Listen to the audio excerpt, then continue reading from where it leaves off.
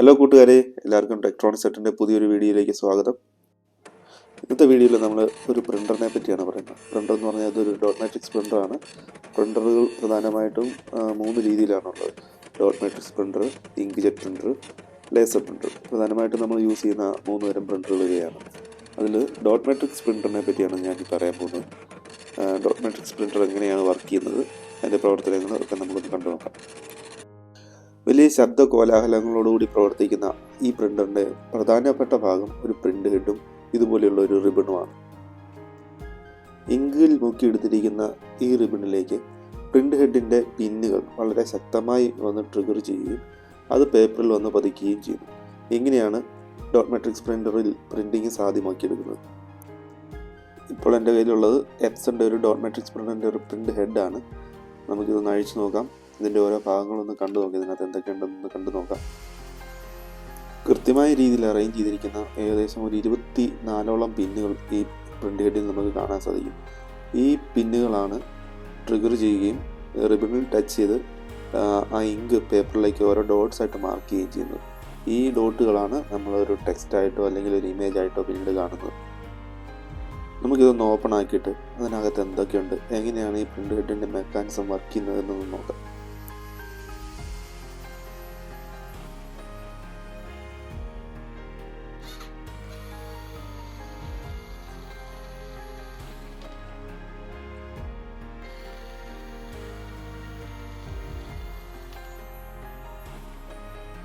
വളരെ ശക്തിയുള്ള ഏകദേശം 24ഓളം സോളിനോയിഡുകളുടെ പ്രവർത്തനം മൂലമാണ് ഈ നീഡിലുകൾ വളരെ ശക്തമായി ട്രിഗർ ചെയ്യുന്നത്. അതുകൊണ്ട് തന്നെ ഈ പ്രിൻ്റ് ഹെഡ് വളരെയധികം ചൂടാവാനുള്ള സാധ്യതയുണ്ട്. ഇങ്ങനെയുണ്ടാകുന്ന ചൂടിനെ അബ്സോർബ് ചെയ്യത്തക്ക രീതിയിലാണ് ഇതിൻ്റെ കേസിംഗ് നിർമ്മിച്ചിരിക്കുന്നത്.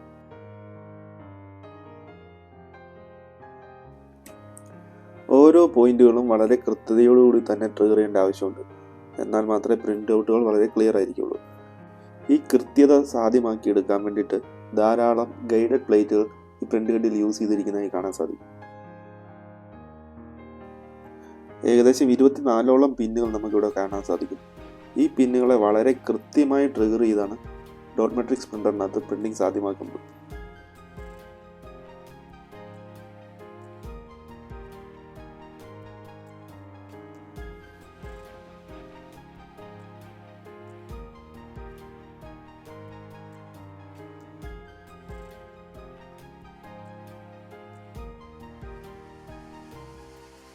ഈ കാണുന്നതാണ് സോളിനോയിഡ്.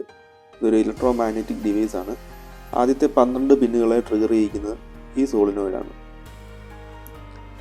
ഒരു മെറ്റലിന് ചുറ്റും ഇൻസുലേറ്റഡ് ആയിട്ടുള്ള കോപ്പർ വയറുകൾ ധാരാളമായി ചുറ്റി വെച്ചിരിക്കുന്നത് കാണാം.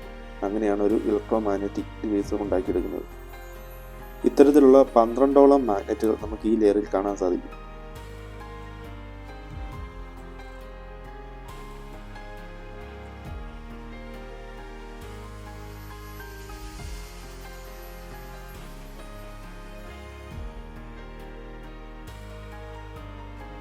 ഈ സോളിനോയിഡുകൾ വൈദ്യുതി കടന്നു ചെല്ലുമ്പോഴേക്കും മാഗ്നറ്റായി മാറുകയും ആ മാഗ്നറ്റ് ഈ നീഡിലുകളെ മുൻപോട്ട് പുഷ് ചെയ്യുകയും ചെയ്യുന്നു. ഈ മുൻപോട്ട് പുഷായ നീഡിലുകൾ റിബൺ ടച്ച് ആവുകയും ആ റിബൺ പേപ്പറിൽ വന്ന് ടച്ച് ചെയ്യുമ്പോഴത്തേക്ക് അത് ഓരോ പോയിന്റുകളായിട്ട് ഓരോ ഡോട്ടായിട്ട് മാർക്ക് ചെയ്യുകയും ചെയ്യുന്നു. ഇങ്ങനെ ഉണ്ടാകുന്ന ഒരുപാട് ഡോട്ടുകളുടെ ഒരു കൂട്ടമാണ് പിന്നീട് നമ്മളൊരു പ്രിൻ്റ് ഔട്ടായിട്ട് കാണുന്നത്.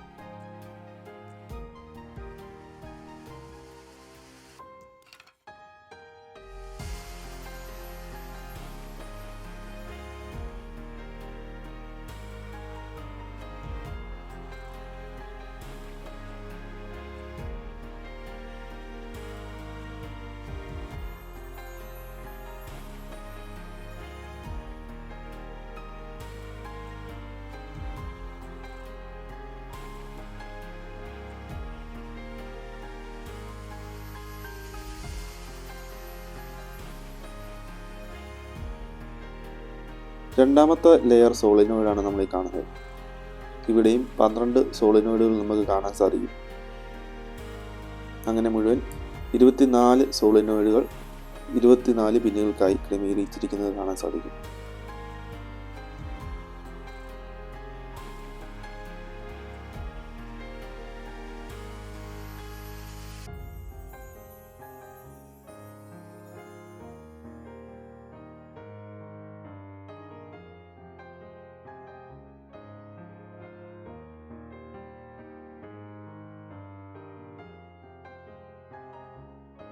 നമുക്കിനി ഈ പാർട്സുകളൊക്കെ ഒന്ന് അറേഞ്ച് ചെയ്ത് വെച്ച് നോക്കാം.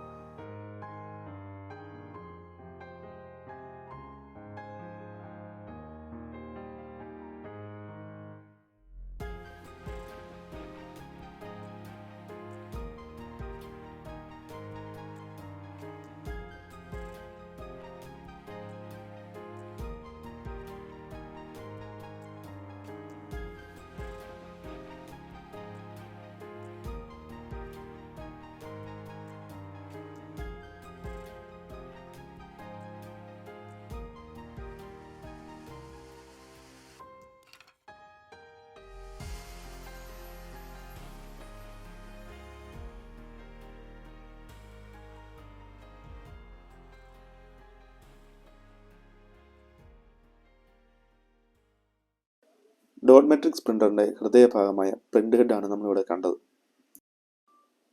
ഡ്യൂറബിലിറ്റിയും വളരെയധികം ചെലവ് കുറവുമുള്ള പ്രിൻ്ററുകളാണ് ഡോട്ട് മെട്രിക്സ് പ്രിൻ്റർ. അതുകൊണ്ട് തന്നെ വളരെ കാലമായി നമ്മൾ ഡോട്ട് മെട്രിക്സ് പ്രിൻ്ററുകൾ ഉപയോഗിക്കുന്നു. മൾട്ടിപ്പിൾ ലെയർ പേപ്പറുകളിലും ഉപയോഗിക്കാമെന്നതും ഈ പ്രിൻ്ററുകളുടെ ഒരു പ്രത്യേകതയാണ്. ഡോട്ട് മെട്രിക്സ് പ്രിൻ്ററുകളുടെ പ്രവർത്തനം മനസ്സിലാക്കുവാൻ ഈ വീഡിയോ നിങ്ങൾക്ക് ഉപകാരപ്പെട്ടു എന്ന് കരുതുന്നു. നിങ്ങളുടെ അഭിപ്രായങ്ങളും നിർദ്ദേശങ്ങളും കമൻറ്റ് വഴി അറിയിക്കുക. ഈ വീഡിയോ ഇഷ്ടപ്പെട്ടുവെങ്കിൽ ചാനൽ സബ്സ്ക്രൈബ് ചെയ്യാനും വീഡിയോ ലൈക്ക് ചെയ്യാനും മറക്കരുത്.